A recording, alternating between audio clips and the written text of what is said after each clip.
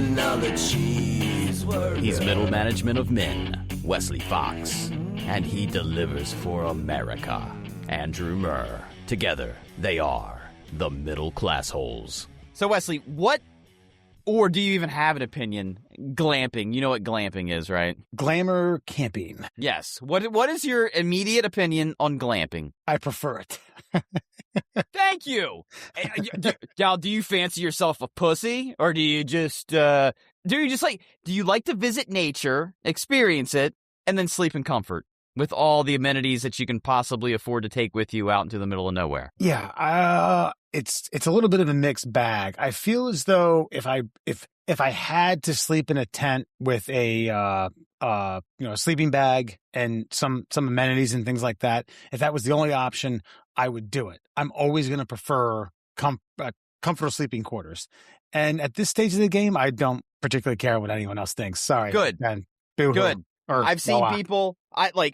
People are I'm not an outdoorsman. I'm not a lumberjack. I'm not preparing to perform in the great outdoor games. I'm not taking photos of nature, birds, animals, squirrels. I'm not wondering why the elk tree or the elm tree is dying, which actually has died mostly since like the 70s, but problem solved. Good.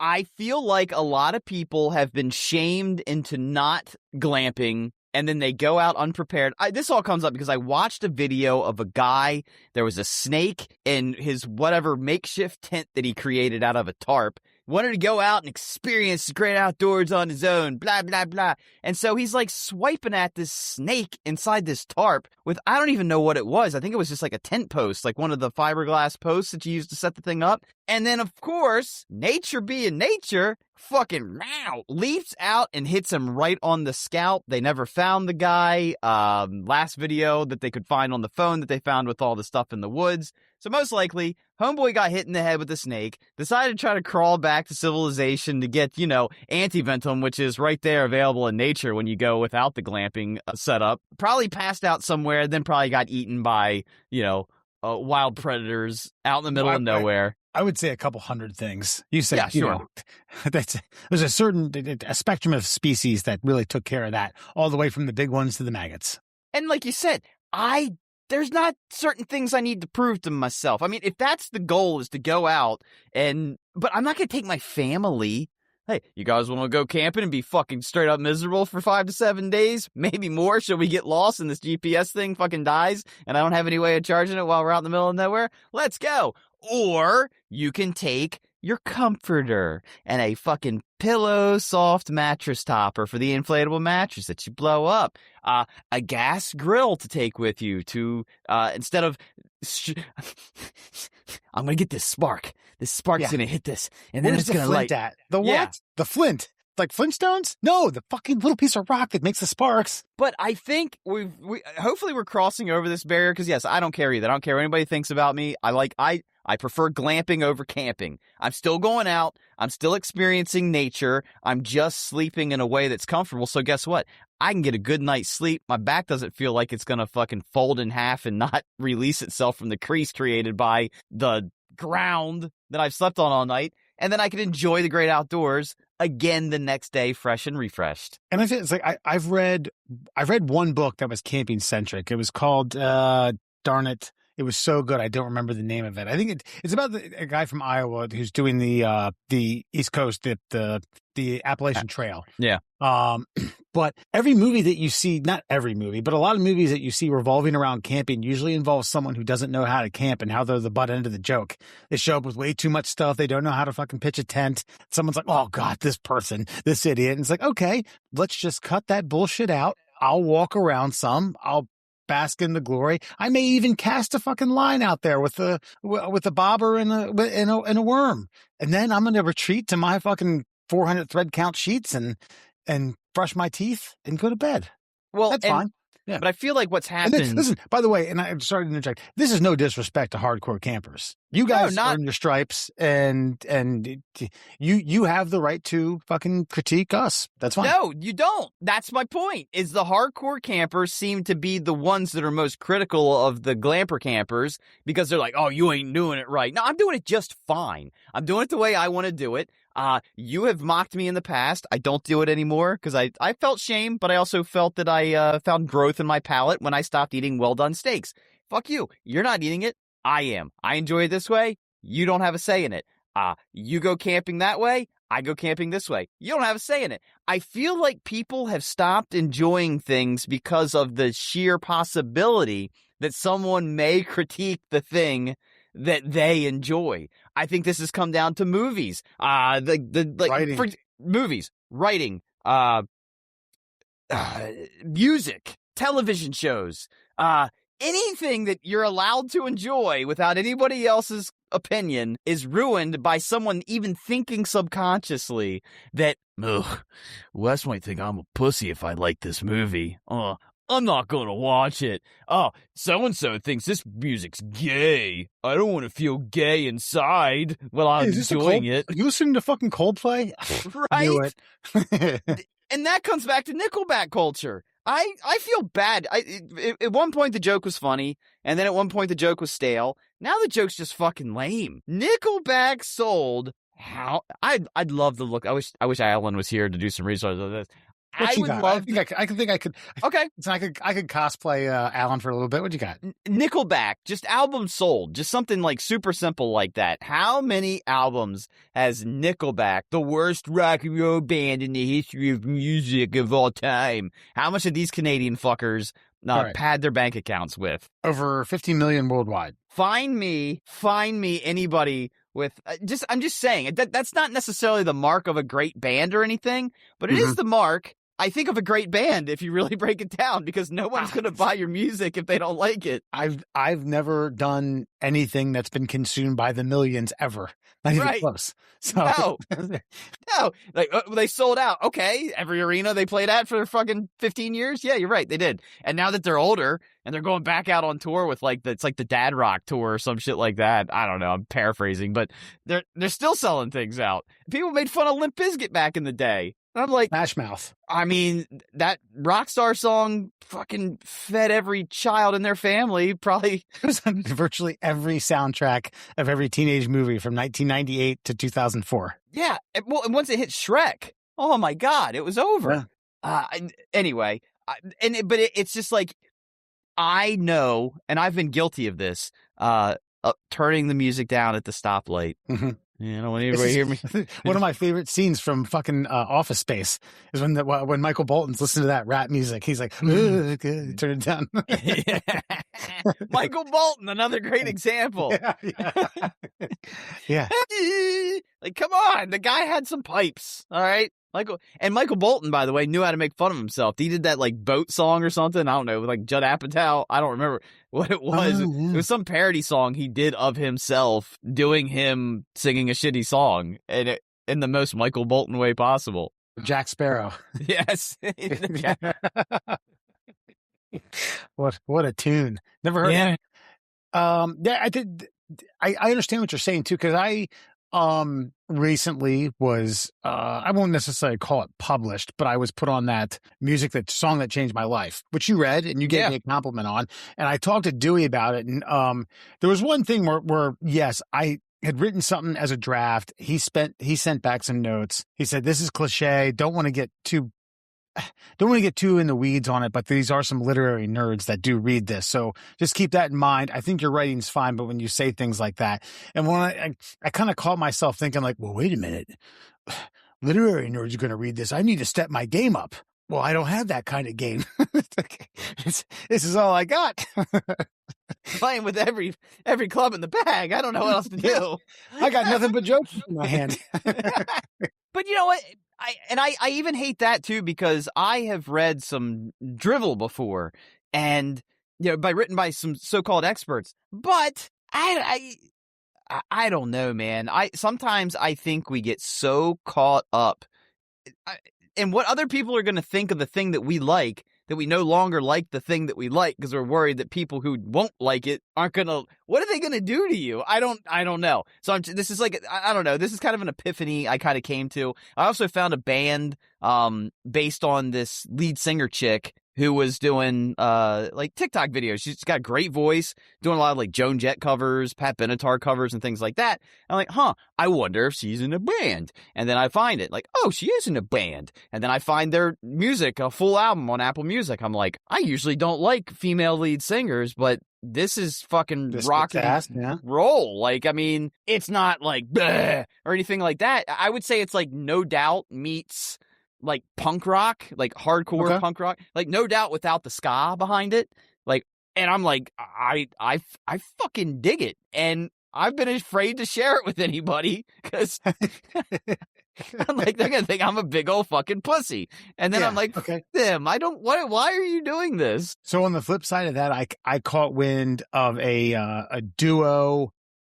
They haven't put a duo rap group, both white guys who will occasionally dress up in like knitted vests and in ties and things like that. Okay. Only when they're in character though. They will wear polos and some other stuff like that.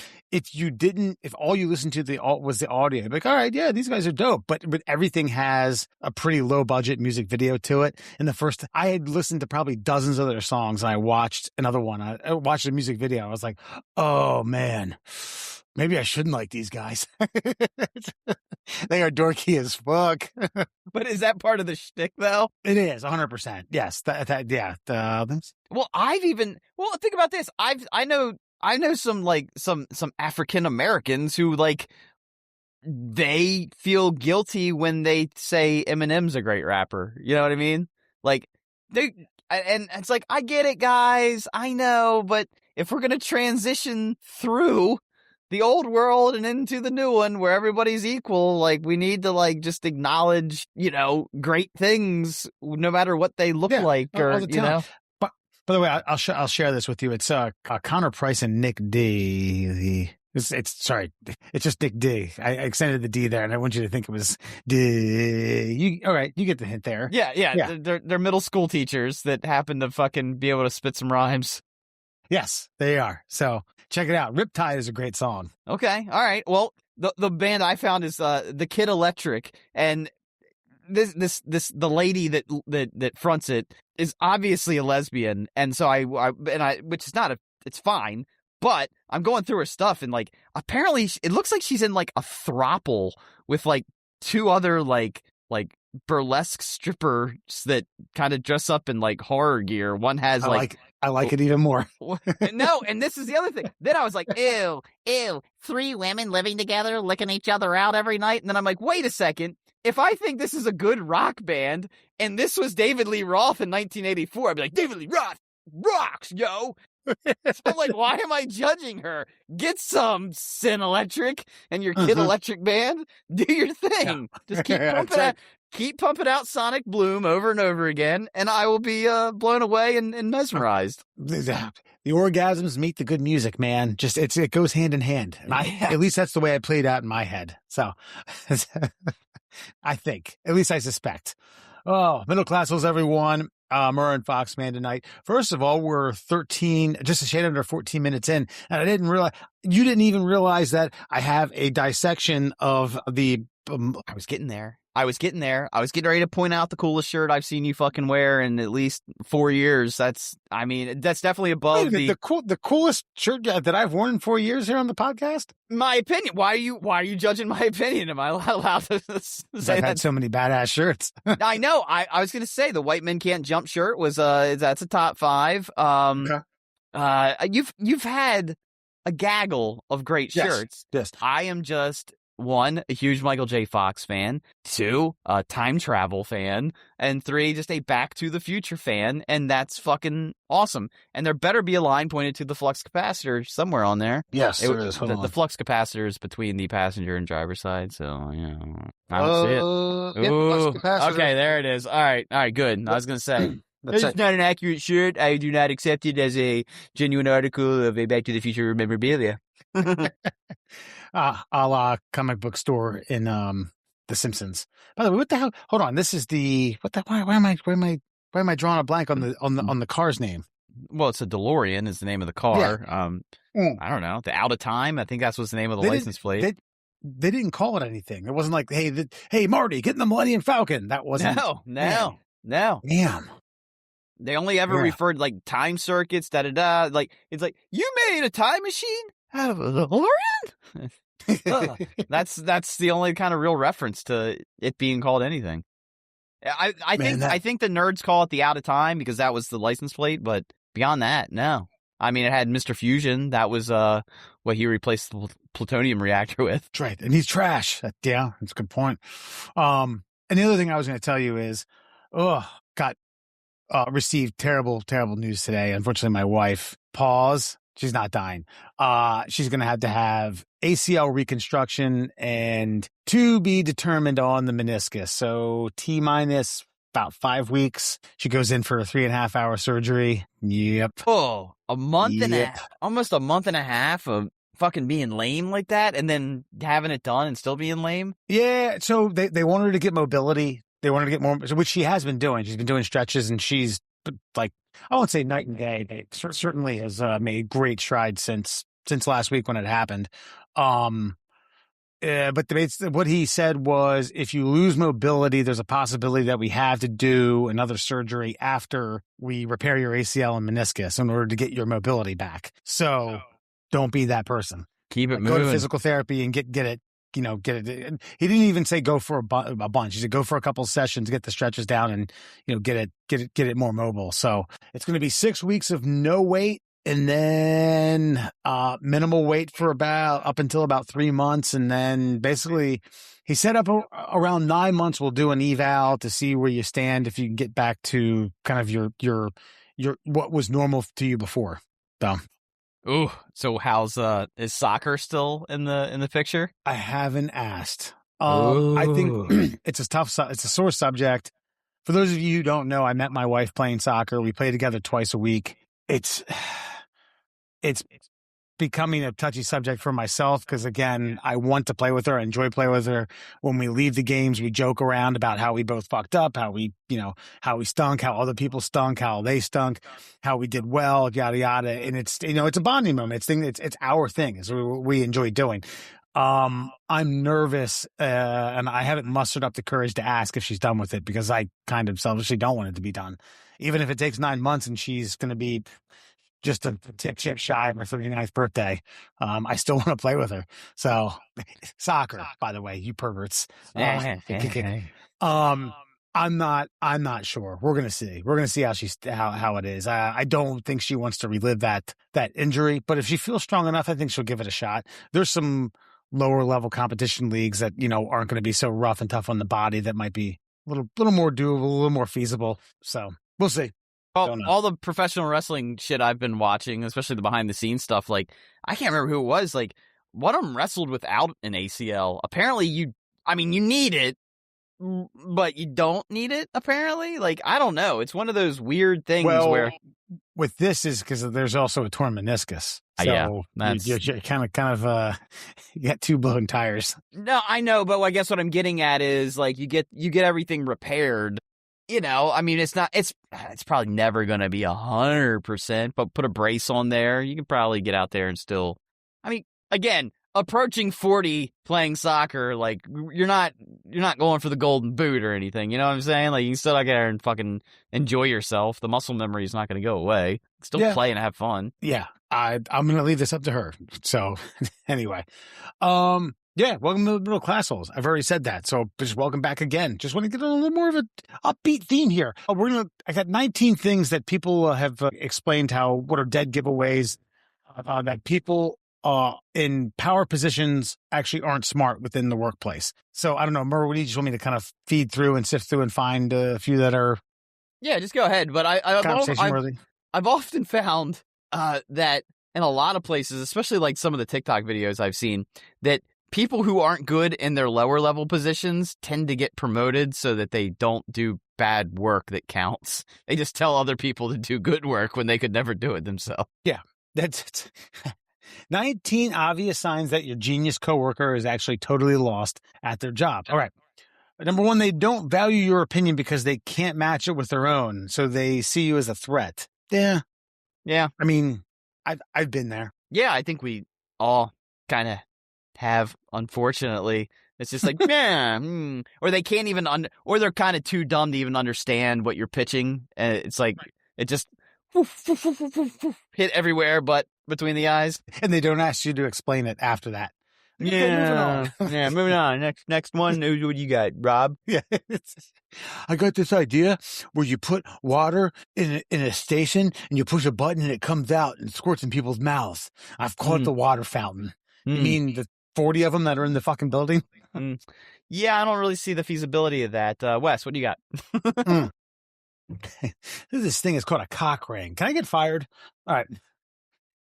They tell you about their prestigious education, work experience, former job titles, awards that they've won, projects that they've been a part of. They name drop and go out of the way to make sure that you know that they are so talented and experienced. Then they quietly give their workload to an intern while they're mentoring, or just never make a phone call or send an email to get the ball rolling. Lastly, they accidentally let clues slip that they never explored. The shared drive or reviewed crucial documents or legislation. So it gets vague and gets more precise towards the end. I wish I probably didn't read that last sentence, but I get it. I've had one where it was like, at my time at LSU, like, oh, fuck, yes, we understand. You were an LSU Tiger. Yes, you. Somehow, and I asked about tailgating. She's like, no, I never did that. I just went there. I went from my dorm to the football games. I was like, well, that sucks. Yeah. Why'd you go to LSU then? I just go to community college. SEC school. Yeah. I just go to a fucking, local college and just get the degree and move on with life. Right. I just don't feel like that's a flex anymore unless you went to the tailgates. Because at this point, since everybody essentially has access to go to college, it's kind of like the only thing separating your experiences are the experiences that aren't the education. I think the bigger flex is getting to a position like that without college.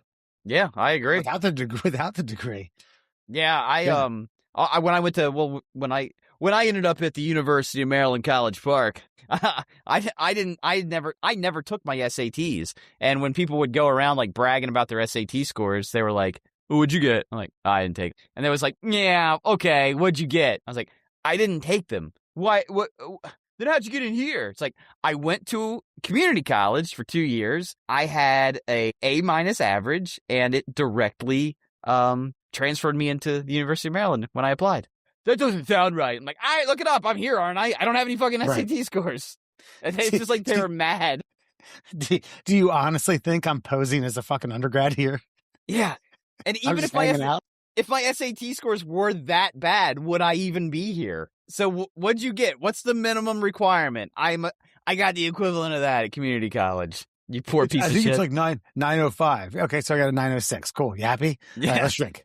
I think they were just mad. I think mainly, and I can empathize with this. I think they were mad because like most of them, like, how many months do you study for the SATs? I mean, it depends. I was taking pre-SAT, like a SAT class as a junior. So over a year. So they studied for this really important test for over a year that I didn't even bother to show up for on a Saturday because I got drunk the night before. And I was like, nah, I don't care. Nah.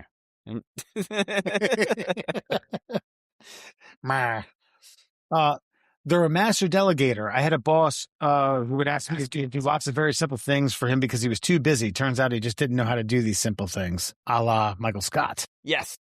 But, I will always say, when you go back and you watch The Office, I hate when they did that, when they had like the serious moment, but then you did realize that Michael Scott was a fun boss to work for. And morale in the workplace. That's what I don't understand about today's corporate society is happy workers do good work, even if they're dumb. Even dumb workers that are happy probably do better work than unhappy skilled workers. And that's like, I'm not saying my job isn't corporate, but it's kind of anti-corporate. It's kind of the subculture of corporate. And that's the way my co-owners enjoy it. That's the way they want it. We have a lax dress code. We can crack a beer at 4:00 on a Thursday. There's things that go on that doesn't necessarily, it's kind of counterculture as it pertains to professionalism. And you're right.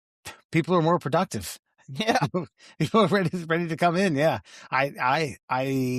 I understand that too, because I've been on the flip side of that where it's been like, all right, we work a very tight shift from 8 to 4. It's a half-hour lunch, and you need to be here. You need to park, and you just show up, and your pants need to be pressed. I'm like, oh, pressed pants. Yes, okay, that's what you're gonna get productivity out of me, buddy. Well, even the computer programs I know are out there. It's like, I saw that you didn't touch your mouse for 14 and a half minutes on Tuesday, and obviously that's not acceptable. It's like, are you tracking time or performance? Like, performance should, I'll tell you what, if you got a worker that can do 8 hours of work in 2 hours and it's better than the 8-hour workers that are fucking touching their mouse every, 12 and a half minutes, I don't know. Maybe you need to rethink your hiring strategies and your clock crunching capacity. It's fucking, I don't know, man. I just feel like everything's topsy-turvy, upside down and backwards. And sometimes when I hate all the blue collar shit that I have to do, I'm kind of grateful that I don't have to psychologically answer to all that horse shit. Yeah, I need like a flat salary for basically task related stuff. Here's your task list. Okay, cool. I got it done in 3 hours. All right, cool. Enjoy the rest of your day, man. That's why I hired you. That's why I pay you the salary I paid you. But don't even ask how long did it take you, and don't even offer up how long it took you. I saw a great video the other day. This chick was she's a remote worker, and it says like her manager's like, your IP's showing that you're in Cancun. It's like, yeah. Why are you in Cancun? Down here I'm working. It's like, yeah, but that doesn't really seem like the appropriate place to work from. It's like, I'm a remote worker. Why does the location matter if I'm doing my work? It's like, well, what if I lived here? Would it still be inappropriate? And she's like, well, we just don't think doing work from a tropical location is appropriate. I'm just like, we want you miserable here at the winter time, motherfucker. That's not shit too. I took a work call at Foley Beach, South Carolina, when I was doing like basically a half day. I worked 8 to 12 and then walked down to the beach. And someone kind of alluded to the same thing. Like, oh, you're doing a kickoff call with a, let me guess, you have a polo shirt and you have your swim trunks on underneath that. And I was like, yep. As soon as this is done, I'm going out to meet my wife on the fucking beach and start drinking. I align this, and I hate that, dude. I hate that fucking pretentious ass bullshit. You could be in Juneau, Alaska. Is that where you want me? Do you want me miserable because you're in fucking Rochester, New York? You're in, Oshkosh, Wisconsin, freezing your ass off? I don't know. Just being in Cancun just seems weird. Well, it's weird because I'm getting drunk right now. All right. Boom. Work over. You want me to staple my nipples? I'll staple my nipples. I'll be uncomfortable for the duration of this call. Is that what you want? There you go. There you go. I'll make it cold in here. I'll crank the spucker down to 59. Yeah. They can't manage to find or use any resources or reference materials trying to figure out anything for themselves. So I think this basically is their standard operating procedures. These have been documented, and they still can't figure out, what the hell you all had created to make things easier. I've worked with people like, I just don't do technology. I'm like, well, then I guess you just don't do fucking your job. Like, what are you doing? Yeah. What are you talking about? So you're a philosopher. You're a thinker. Yeah. He's he said, you should try writing. What is it that you do here? Yeah. That's actually a great line. Yeah. And a lot of it had to do with editing. It's like, well, I just don't understand the software. Do you think you can, I'll tell you what I want to have. I'll tell you exactly what I would need edited if you can do it for me. It's like, what? No. What? You're going to hand write out time markers for me to go and like fine tune no. What are you doing? Learn it. You know exactly what you want to do. Now get in there, champ, and fucking do it. Now it's time to listen. I know you thought after you got that high school diploma that learning was over. Sorry to burst your bubble. Now it's time to learn something new. God, acquire a new skill. I like that you phrase it that way, because I feel like I didn't learn shit in high school. All of my learning started, I'd say, around 2003, 2005. I graduated in 1997. It wasn't until I gave a shit about but you gotta care, man. And these people they got the degree and quit caring. Like, there it is. There's my certificate of paycheck ability. I'm done. Yeah. And I think on the flip side of that is because I've had a couple project coordinators, people who are significantly younger than me, anywhere between 10 to 16 years younger than me, who are trying to make project management a career. And after like a year or two, they try to talk, I've had some honest conversations with them about, is this what you want to do with your life? Yes. Okay. Then what's the problem? Well, my problem is this. And I was like, I think the problem is you haven't understood or took the time to understand the skills that you've acquired in the last year. What do you mean? What do you mean? You run meetings. You understand risk registers. You evaluate risk. You mitigate risk. You understand how to manage people, resources, time, money, profits and loss, this. And the whole time I rattle off 20 things and these people are like, oh my God, you're right. And I was like, yeah, you value yourself. Okay. Yeah. And then I watched them do metaphorical heel clicks down the hallway. Yeah, exactly. And look, going right back to like, you're worried about what other people are worried that you know or don't know, when instead of just worrying for yourself and being confident in what it is that you've acquired and know, you're so concerned about how other people are going to perceive the way in which you're doing something that you're just not doing it. It's just, yeah. And don't worry, we're all kind of bullshitting our way through this. Yes, that's honestly, that's one of the kind of mini secrets I'm trying to teach an 11-year-old child right now is like, we're all fumbling our way through. It's how you end up with the football that counts. Don't worry about the bobbles. Just fucking fake it till you make it. Everyone's doing it. Some are better at hiding it. Hide it better. Just know. Don't sweat it, man. You'll make it. Yeah. Good. There's I'm a previous coworker from a previous position. Oh man, that is on fire right now. It was one of those like, it's not going to wind up on this list, but someone had asked him to do his job. Okay. And I don't exactly remember what his job was, but it lingered on for about 8 to 10 days. And then the person who asked, like, hey, I'm just kind of circling back on this. What was the deal? I said, oh yeah, I don't know how to do that. And he said, so hold on. It took me 8 business days to circle back and ask you about it, and rather tell someone or me that you don't know how to do it, that way I could find someone to do it, I had to ask you 8 days later for you to say, I don't know, I just gave up on it, I don't know how to do this. That's a moron, ladies and gentlemen. I'm sorry. That's a bozo. But what I do respect is his ability to fall asleep at night. I do. He sleeps peacefully. He counts sheep. Sweet. I get so angry when I hear these kinds of things, though, because I earn every dollar I make. And when I know there's people earning more than I do, to not know what they do, it's like, I don't know how to do that. So I just didn't, I didn't provide you the professional courtesy to let you know that I didn't know how to do it. I just figured 8 business days, you'd get worried and then ask me so I could tell you I don't know how to do it. God, I can remember being in classes where I had no idea what was going on. And again, this is me faking it till I make it and fumbling my way through things. I would ask like up to like 5 people, a small section, like, hey, listen, I'm confused about, and I would say this one specific thing. And like, okay, got it. And then I'd go to another person. So I didn't look like a complete dummy in front of all of them. I looked like a mini dummy to like 5 people. And then you figure it out and you move on. Get creative. It's almost like the Ron Burgundy syndrome. You know what I mean? Ron Burgundy was a great anchor. You know what I mean? He performed well on camera. Sure. The thing of it is, he just read from a teleprompter. And once Veronica Corningstone caught wind of this, go fuck yourself, San Diego. Not even realizing he said the words that he said. That's the most beautiful Ron, I gotta fire you. Boop, boop, boop. You're fired too. Not to change subjects, but is Will Ferrell's magic gone? Just a quick aside that I'm trying to bring up. Like, I don't know. Like, it is. I wouldn't say it's the magic's gone. Yeah, I think the magic's gone. I mean, could you write something for it? I just don't know if he has the spark to produce another Elf. I think it'd have to be like something a little more shorter, but like a mini series or something like that.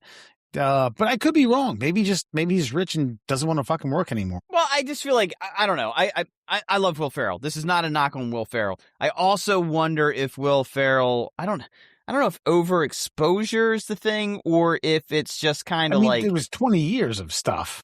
I know, but is it just that we know what we're going to get with Will Ferrell and it's like either you can't get enough of that or I just think maybe people got enough of it. I do feel like if he's like a character, I don't know how many more features he can do. Does that make sense? Sure, but I mean, like something Zoolander-esque. Yes, co-starry, like where he is a, yes. So how about this then? How about something like Old School? He's not the lead, but he's got a lot of lines. That's what I'm talking about. Like a Frank the Tank works, and you got to remember though that he got those roles before he didn't really like.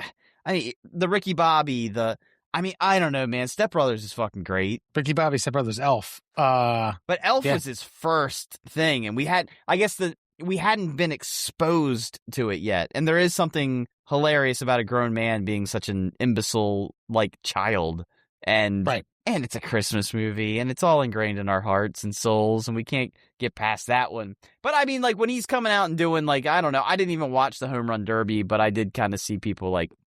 Was Will Ferrell really the guy for the Home Run Derby here? Like, it was the pregame. I know. I don't know. I feel bad because I love me some Will Ferrell. By the way, his first appearance on SNL. I guess I was probably in late high school, maybe just out of high school. It was right when Ellen DeGeneres had finally like come out, and he's doing a weekend update. He's like one of these late night TV show analysts or whatever, and it's like, and Ellen DeGeneres, she is such a fine performer. It's like, oh, did you see she came out? Came out of what? Is gay. He's like, I think I'm going to be sick, and the whole bit is him just like vomiting. And it's coming out of his sleeve. Yes, that whole thing. Yes. Oh my God, if you can find, and eventually he eats it because he like embarrassed that he's puking as a news host. Yeah, it's fucking great. But I don't know, like I just don't even think if they came out with another Anchorman, I feel like it would just crater. That's also they would have to do something dark. I mean, you can't have Paul Rudd, Steve Carell, You'd have to do something a little more twisted. Be like, send him to I don't know, Springfield, Illinois. Yeah. Or force him into like obscurity where he's got to do like remotes from, AM morning. Oh God. But he's got to create the story. But then he starts, we're going to do a movie we'll never make. But then he's... But then he's got to fabricate he's like, I need to cover the best story. No, then make him a war correspondent. That's good. He's terrible at it, but he ends up in like the most, but he's so dumb, he ends up in like the most, like in a terrorist, like fucking, like hornet's nest. And refuses to change his suit. I'm a professional. He's got fucking dirt all over it. Oh, you're going to cut my head off with that sword. I don't think so, Buster. Why don't you tell us? And then he just keeps reporting, and he looks like the bravest man in the world, and this like rise to glory comes back. Fucking hey, there it is, Anchorman 3. Hey, Will Ferrell's back, baby. So hold on, I want to read this slowly because it's about 4 or 5 sentences, but it has to do with ChatGPT. My coworker used ChatGPT to write our reports. I caught it early on, but no one believed me until ChatGPT invented what was said at the meeting. They still denied AI for all their tasks, but editing and fact-checking the documents became a hassle. Never got caught, resigned soon thereafter, but made it almost... all right. You know what? We're scrapping that one. Damn it. Hold on. Okay, so they were using ChatGPT to do their work. And no one caught on. But it made all of us almost lose our jobs. If a client had pointed out the document that was made with AI. So yeah, I think what you're catching on to is right. But here's my question though. I use these AI software things a fair amount. There is an art to getting it to give you what you want, right? And if they're so good at doing it that only one guy was like, wait a second here. I bet this is artificial intelligence. And no one else can catch on. What's the problem? I get that you're like, it almost feels like there's a jealousy on the person that is like, well, they didn't do any work. They just tucked it into ChatGPT. Then why didn't you do that? Why didn't everybody else in the room do that? And if no one in the room caught on, then it's a tree falling in the fucking digital woods, my friends. Yeah. I mean, I don't use ChatGPT, but I use an AI tool to create most of my documents and whatnot for my job.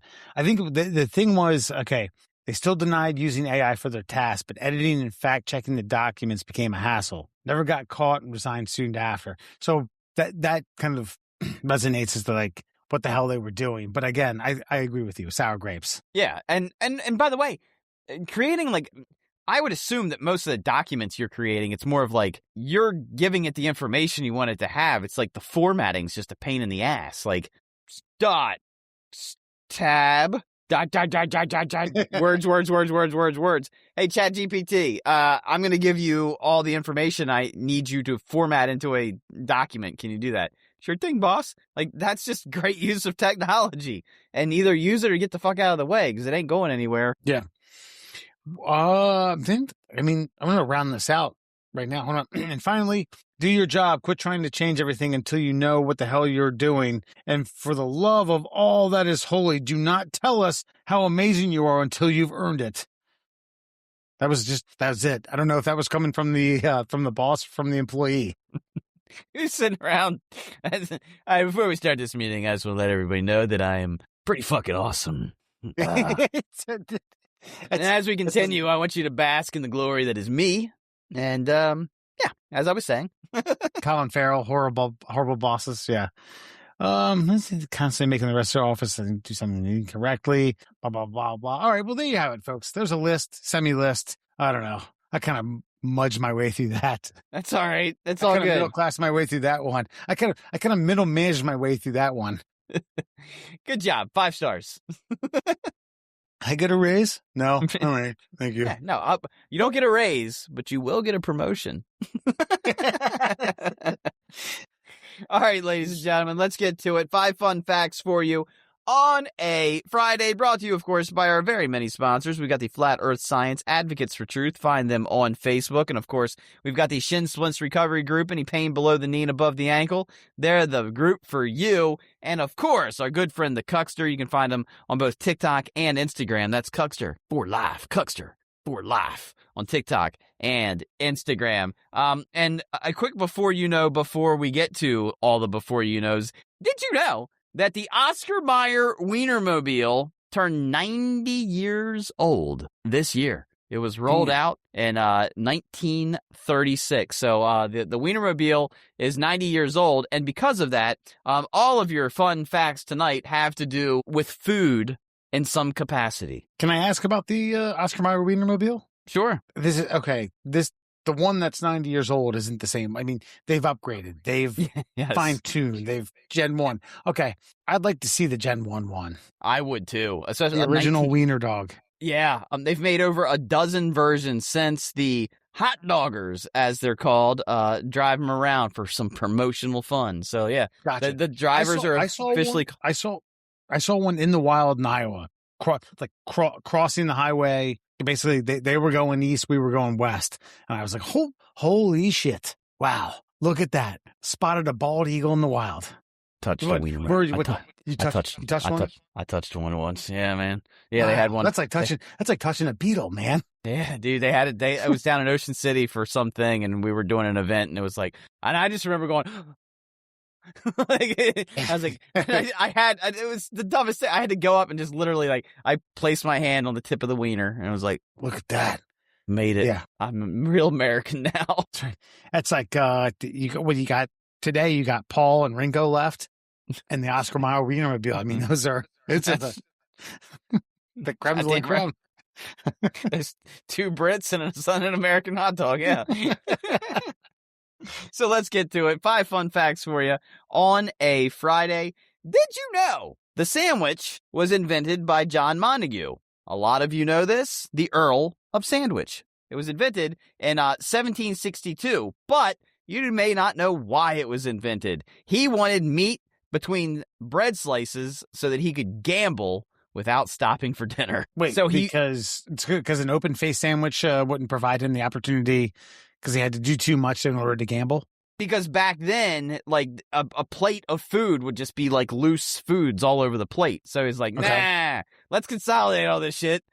Take those 2 slices of bread. We'll make a we'll make covers for both sides, and I just want meat and shit in them. Yeah, so he just wedged all of his food between 2 slices of bread, and since he was the Earl of Sandwich, Mr. Montague officially created what we know and love and enjoy today. Leave it up to a degenerative gambler to be, yeah, to forward thinking. But think about it. The thing is I think it's something that's been lost in our own mental translations for all these years. It's like sandwiches are convenient. That's the point of the sandwich, which is the point of what he was doing. That's a fucking genius right there. Didn't want to stop.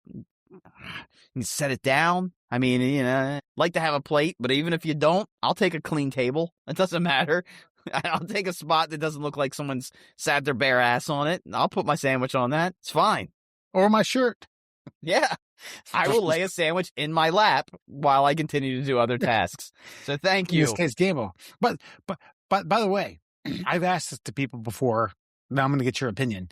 You're a restaurant owner. Okay. You get five sandwiches and only sandwiches. You're not going to do this bullshit murder thing like, whoa, there's a taco a sandwich. No, it's not a sandwich. No, I'm not doing 2 that. 2 pieces of bread. Okay. You have 5 sandwiches on your menu. What are they? You got to go club sandwich. And that's your price. That's your pricey item. You use an extra slice of bread, and you know what I mean. Club sandwich.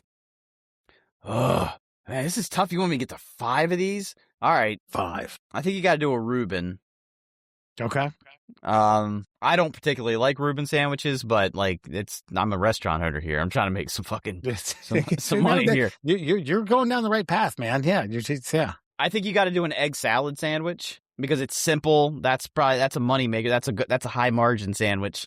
See, now I'm stuck because like I'm trying to think of because roast. I think if you do a roast beef, like a specialty roast beef, I mean you gotta have some with maybe like an au jus on the side. Sure, they call that something. Yeah, but like a wet roast beef sandwich with like Swiss cheese and I'm thinking of pumpernickel, by the way. Sure, French dip. There you go, a little French dip. Okay, so what are we at? 3 sandwiches so far? That's 4. Oh, it is 4.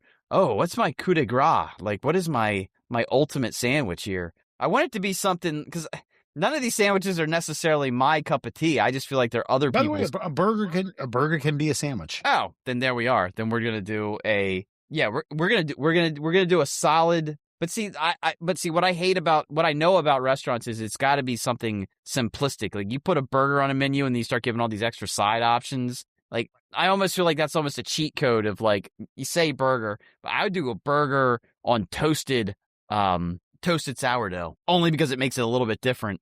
Do a square patty and I don't know, like it's a lot of onions and cheddar. Yeah, that's my new rap name, Onions and Cheddar. That's our duo. That's it. If you don't like us, we don't care. I feel like you've thought about this. Why? Rock your 5. I would crab cake sandwich. Okay, it's on there. Yeah, okay. Crab cake, Sammy. I will go with your French dip, and I will go with your Reuben. Believe it or not, I actually enjoy post-Thanksgiving in between buns. Yeah, a Bobby sandwich. Yeah, absolutely, 100%. Turkey, cranberry. I'm mad. I didn't think of that one. Yeah, that's fucking great because you can also like have alternate items on your menu that just involve all those ingredients. So yeah, absolutely. Yeah, and after that, I mean, I think I would just go. I would just go like a bacon cheeseburger. See, I was gonna do like a hot ham and cheese. Because I do enjoy those. 5 really restricts you. Yeah. If you do 10 in the perfect world. Honestly, I make my grilled cheeses with bacon. Like, so I'll do like 2 slices of cheddar, like, grilled up like a grilled cheese, and then I'll put fucking crispy ass bacon in the middle. That's a beautiful sandwich. I think if you did that, if you did a hot BLT, that's something I haven't seen. Listen, BLT is the most underrated sandwich in all Absolutely. It's so simple, it's light, and it's goddamn delicious. And it made me realize that my absolute loathing of mayo was a little unwarranted when I finally got one with just like one little barely spread of mayo. I was like, dude, you've been denying the world. You've been, God, just your own arrogance has consumed you. Take a bite and looking at the guy who served it to you like, where'd you get this? Huh? Would you get this, bastard? By the way, I've always wanted to try this. Anthony Bourdain's perfect sandwich. It's mortadella, Italian cold cut. Have you ever seen the how you prepare that? No. It's basically it's mortadella and cheese, and he wraps it up, and then he puts it on a bun, then does it 3 times in a row, and puts it on a toasted bun. What is mortadella? I don't even know what that is. Mortadella is it's pizza like a ham. Oh yeah. I mean, I love a cured meat. There's no doubt about it. The one thing that I learned, and might even have been 6 to 9 slices, thinly sliced, folded in messy piles to get crispy on the edges. Slices of provolone cheese which melt over hot meat. Crusty Kaiser roll or Portuguese water roll. Mayonnaise in Dijon mustard, cut through the rich fat. Basically stacks it up. Yeah, I think it might have been Bourdain that taught me this. It was like, I used to make my sandwiches like with lunch meat. I would try to get the lunch meat as flat as possible and then stack it thick. I'm like, oh, that's going to be a good bite. And then I think I saw him as like, no, you want air. You want each bite to have so you could use the same amount of meat, but something that would have been like an inch thick, you put it on all messy and all of a sudden you got like that. And it's like, it's just something about the texture of the bite that makes the big difference. Yeah, imagine that. A professional could tell you how to. All right, well, my sandwich boner needs to go down a little bit here. So, did you know French fries are not French? I'm sure many of you knew that, but did you know Thomas Jefferson brought them from Belgium in the late 1700s, but they only became popular when U.S. soldiers tasted them in France during World War I. So they're Belgian, which is basically French. And they were brought over to the States, and somehow the Belgian also gave it to France, and then World War I, people were like, oh, yummy, all right. So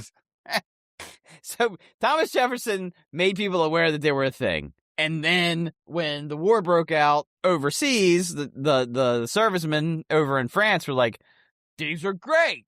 They're in France, like me, and they're good. They must be French fries. And they were just really just Belgian fried potato sticks. But which shows you that the death of Franz Ferdinand was not in vain.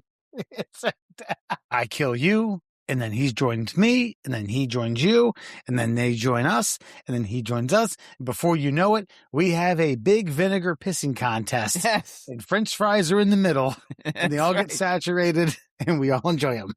Trench warfare. Ooh, it's so bad it gave us French fries. Kiss my ass, historians. That's right.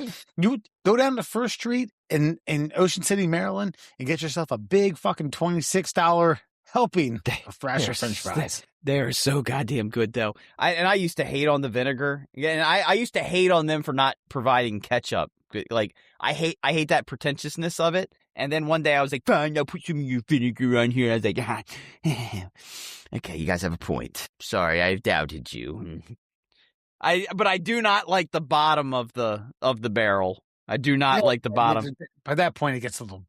I mean, if you're not fucking starched out, then you have a problem. That's fine. I mean, I'll say this though. Have you ever been to the Nottingham Inn? Anyone in the area of Maryland, Pennsylvania, the northern border of Maryland and the southern border of PA? Have you ever been to the Nottingham Inn? It's right by the Hers potato chips factory. It's actually owned by the family that owns Hers. They have the best motherfucking basket of fries that you will ever eat. I swear to God, there's just some guy in the back with russet potatoes going right into the fryer. His left arm is fucking jacked. His right arm is. They're not even blanching them. They're going from fucking potato to fryer. And these are Hers potato chip factory potatoes. These are not like just the regular potatoes you dug out of the ground. These are probably genetically engineered for fucking flavor, and they're goddamn delicious. The guy that's dipping it in has potato lung. He just coughs. He coughs puffs of salt. That's right. Did you know nachos were invented in 1943 when Hotel Maitre d' Nacho and Yana improvised a snack of tortilla chips, melted cheese, and jalapenos for a group of American women who showed up after the kitchen had closed. Jalapeno and Nino, right? Mm-hmm. Sounds like they teamed up with Captain Intanal. And What's funny is the guys, and this is what's great about this. I didn't know this. Like the guy's name's like Iglesias or something, but like his nickname was Nacho. Like he went by Nacho, and now we have nachos. Nacho, like, that's fucking awesome. And that just sounds like something I would do drunkenly on like a Saturday night when I'm like, what do we got here? We had cheese chips, and some jalapenos, and look at that. I don't care what cheese it is, and just do it. Murr, you caused a revolution in the Fox household with the pork and beans. Yeah. And I feel as though, yeah, you're right. If you are the stakeholder with nachos, whether or not you died, or you didn't know it, your family ought to know it. You ought to have like an ancestor to be like, listen, man, I come from a good bloodline. Yeah. My grandfather invented the nacho, buddy.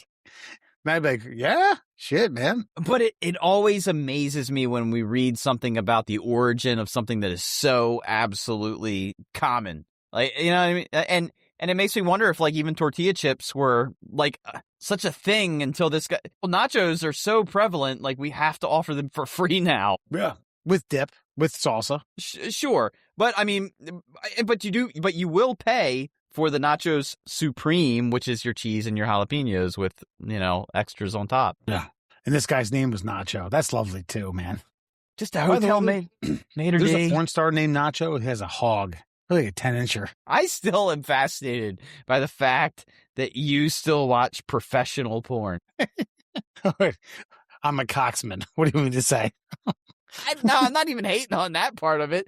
I mean, I'll appreciate a good hog when I see it, but when like you and Alan like will call out like names, I'm like, if I maybe I've seen this human. If they like.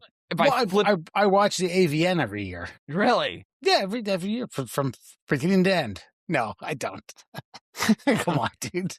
From tops to bottoms. I'm glad I convinced you that I do that. I don't. It just seems like something odd you would do. That's all. Carve out a Sunday in August. Actually, dude, shit's coming up. Gotta. Well, this one's my favorite because it was done out of spite. But did you know potato chips were born in 1853 when Chef George Crumb sliced super ultra thin potatoes for a picky customer who sent back the fries too many times. So just so we get potato chips. Yeah, so I guess the customer was like, these fries are too thick. These fries are too salty. These fries are too crisp. He's like, all right, fuck you. And he started slicing them super thin. And he's like, throw them in the fryer. He's like, here, eat these. And it's like, delicious. You pretentious asshole. Yeah, man. Listen. Like 5 years from now, if something comes out that says, hey, listen, French fries are seriously detrimental to your health. We knew that they were kind of bad for you, but now they're bad. Man, I'm going to have a tough time giving those up. I don't eat a lot of French fries. No, potato chips. Sorry. Oh, potato chips.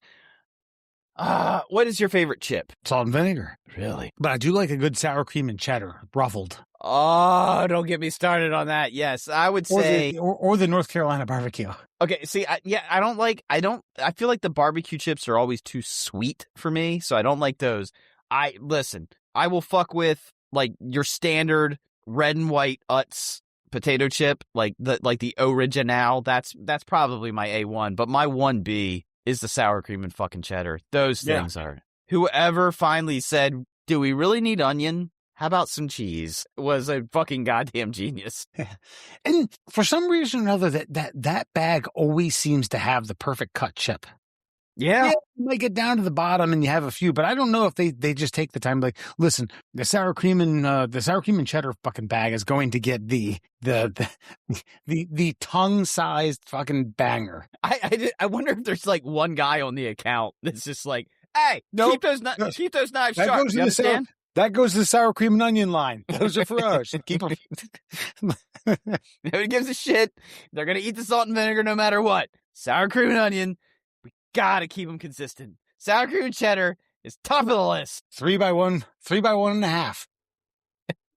Curved. They're all like silver dollar shaped, and they're always crisp, and they're always have like everybody knows that chips are going to leave a little bit of grease, but for some reason, it's just perfect. It's just perfect.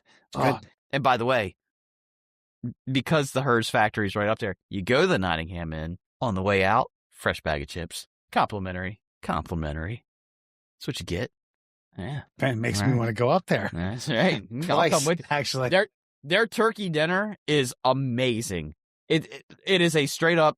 You feel like grandma made you the best, moistest fucking Thanksgiving turkey. Fresh made fucking stuffing. Fresh cranberry sauce. It's the cranberry sauce is made so fresh, it never tastes the same twice. Sometimes I'll get one, I'm like, ooh, that's tart. My butthole puckers up. And then sometimes I'm like, ooh, just right. Yeah. Mashed potatoes, gravy. Because for a long time as a teenager, I preferred the canned cranberry. But I will say the variants in homemade cranberry, because you're going to get, eventually it's going to be better. Now I prefer that. Well, I prefer to mush it down. Yeah, I don't know what they're doing, but they're literally grinding their own fucking cranberries in the back. There's seeds in it, in the cranberry sauce. And it comes in like one of those little like large black to-go cups on the side. And I just dump it over top of all my shit, man. Each bite gets a dip of cranberry. Anyway, I shouldn't have done this one. Now I'm hungry as shit. All right, and finally, did you know Jell-O came from a carpenter messing with gelatin for a cough syrup in 1897, which he sold off cheap before it boomed. Pearl Waite sold the Jell-O trademark and recipe in 1899 for $450 to orator Frank Woodward's Guinness Food Processing Company. Woodward turned it into a multi-million-dollar empire by 1906. Think about this, though. 1906, multi-million-dollar company by 1906. He sold it in 1899. And think about what multi-million dollars means 120 years ago. And by the way, I can't even get an inflation calculator that goes before 1913. So, do you mean to do the 1913? Yeah, do the 1913. Let's just do $5 million. I thought you said he sold it for $495. No, he sold it for $450. Okay. Yeah. So that's what I was talking about. $450. Okay, yeah. How much did he make? Okay, so $450, and we'll just say 1913. Damn it. Zero. Calculate. 15,334. Oh, all right. Now do 5 million. I just want to see what that would calculate to, because it says multi-million dollars by 1906, so I figure multi's about 5, or you can do 3. I want to lowball it, is what I'm getting at. Because, I got 5. Okay. What do you got? What's it turn out? This is 1913, by the way. Which why I don't understand why they won't go back that far, but whatever. Okay, I can only do less. Hold on, less than 10. So it won't even. It's so much it won't even fit on the screen. That's it. I think that's. Hold on. Let me try this one more time. Damn it! All right, one more chance here. So there might be user error. Nah. Oh no, there we go. 170 million. So basically, $100 million.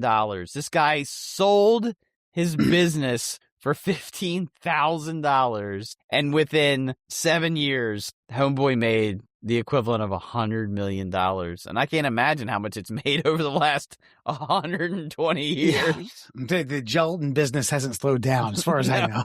Not much.